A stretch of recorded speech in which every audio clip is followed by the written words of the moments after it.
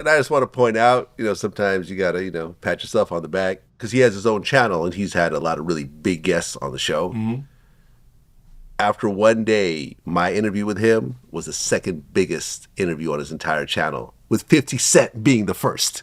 Oh. So in one day, I got more views than Snoop Dogg. Uh-huh. I got more views than Stephen A. Smith. Oh, wow. Yeah. Think about that. I mean, Snoop, damn. Snoop and Stephen A. Smith. I blew both their numbers out in one day on his channel. That must be a good interview. Hey, man. You know what's so funny? But this is just. I'm just saying. Sometimes you just got to be like, listen, listen, Vlad. I'm behind the camera a lot, but I do numbers. Vlad, listen, I can tell you this. I get some people like when they don't like you because you ain't put them on. They try to throw like the words. What was it, culture vulture and all that stuff. Yeah, I get it, right? But talent is talent, right? If someone is talented at their craft, there's nothing you can do about it, right? You can't replace me. Because you don't know my work ethic. Yeah. And I think some people think that what you do is easy, what Cam do is it, what I do is it, what LeBron do, what Steph, what they do is not easy. No. They just make it look easy. Yeah. Right? So, you know how to create content. You know how to perform. Yeah. You know how to be entertaining. Right. That's how you got there. But Snoop, I'm not gonna lie, that is shocking because Snoop knows how to perform and be like I seen him in Paris, and I'm gonna tell you, Peacock, fucking brilliant. That just him, like knowing what Peacock is and then having what Snoop's supposed to be. That was a brilliant move. Like he was fucking entertaining. No, listen. The reason why I point that out is not to brag. It's just that Stephen A. Smith and Snoop Dogg are household names. I am big in the hip-hop community. Mm-hmm. Most white people in middle America don't know who I am. But yet, the numbers are the numbers. Yeah, that's all I'm saying. That on the YouTube side, I'm people like to say I'm the godfather because I started early. I was the first one to start and stay with it. Mm-hmm. And this is why I started the YouTube Masterclass, which I'll talk about at the end. But yeah, on the YouTube side, I really have a big audience. Mm-hmm. And the fact that I could outdo Snoop and Stephen A. Smith on the same platform, just saying. But you're talking about like guys who are not in that world. See, this is your world. That's not Snoop's Stephen A. Smith is on YouTube. Yeah, that's not his world. His world is what? First Take? Yeah, his world is linear. Okay, fair enough. Right? So this is you're the underground king, right? You know what I mean? Hey, so that's cool. I'll take it. So I'll take it. Like, I got a kick out of it. Me and Cameron were texting about it. I'm like, God damn. Because he had posted like, oh shit, 430,000 views in one day. And I'm like, yo, is that good? Like I texted him. He's like, yeah. I'm like, I'm looking at the numbers. I'm like, oh shit. I'm out doing I didn't outdo 50 Cent. I didn't expect to. But he's been the internet. He's an internet guy. He's an internet guy. Yeah. Who really entertains when he's in front of the camera. Yeah. You know what I'm saying? I don't know if you heard this, but this seems like it's true. This seems like it's true. I'm not going to 100% stand behind it, but it seems like it's true based on, I have a source who, I'm not going to say who it is, but they spoke to someone in the feds about the situation, and they say that Diddy's going to get bail.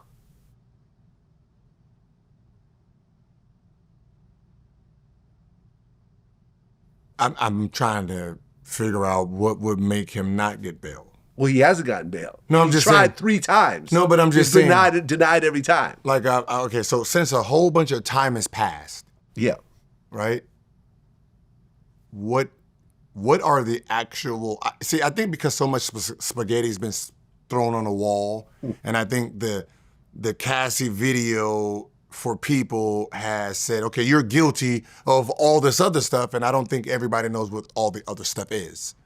Because the baby oil and all of that, and the drugs and the baby oil, no one's confirmed that. I'm pretty sure they tested it, right? It's been, I don't know how many... The drugs and the baby oil story was just a rumor, but they did find a lot of baby oil. But that's what I'm saying. So 1,000 bottles. So much spaghetti has been thrown on a wall.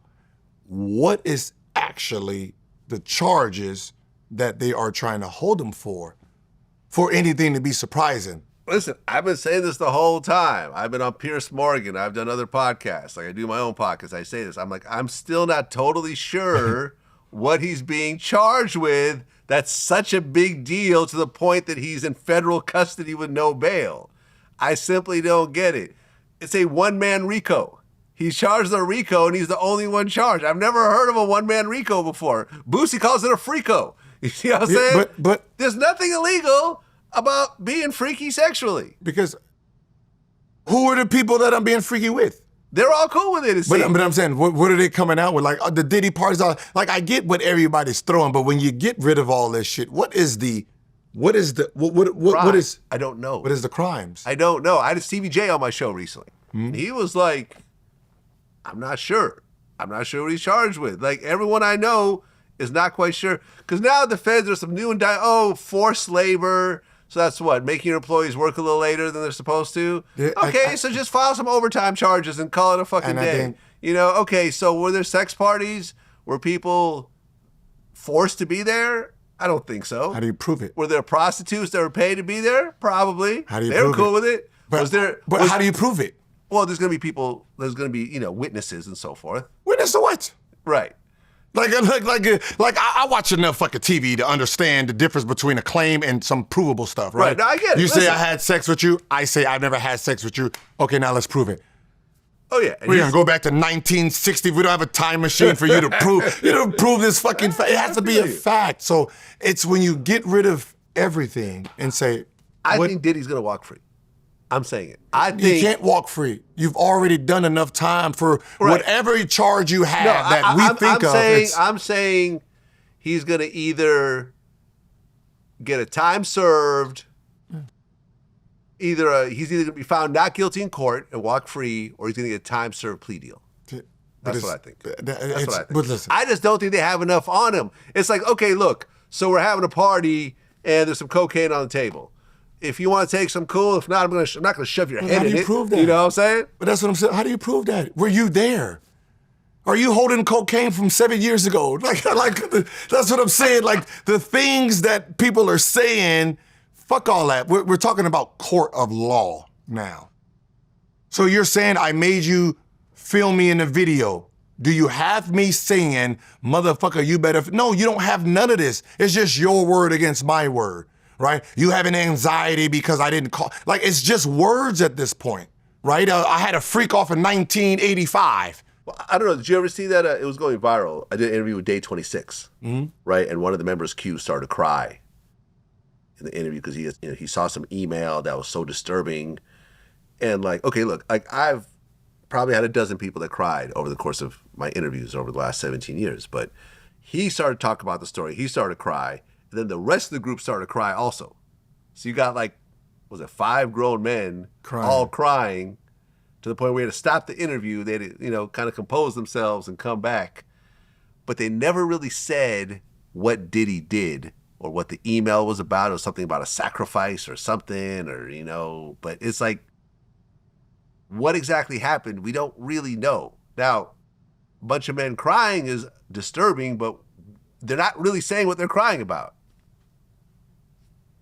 Was he a mean guy? I'm sure he was. but this is. Have I been the best boss over the years? No. But that's I've learned over time that you can't yell at employees and stuff like that. And I've done it in the past, and I'm not proud of it. I don't do it anymore. But what is a crime? But it's not illegal. But that's what I'm saying. Yeah. You're saying that you want him in jail, but now it becomes feelings over facts. So you're sitting here crying. Okay, we get it. Okay, but what did he do? And do you have proof that he did this? So I can take it to court and say, hey, listen, we have a video of him actually doing this, and here it is. If you don't have that. Well, because the video of him and Cassie is past statute of limitations, that's it. It can't be used in court, right? It can't. Now, they probably threw it out there to kind of poison the jury a little bit, because I'm sure every single person on the jury is going to watch that video at one point, if they haven't already seen it. But what is the crime for? But if what he's being charged with has nothing to do with Cassie, exactly, right? Like, you know what I mean? That's what I'm saying. It's like I stopped paying attention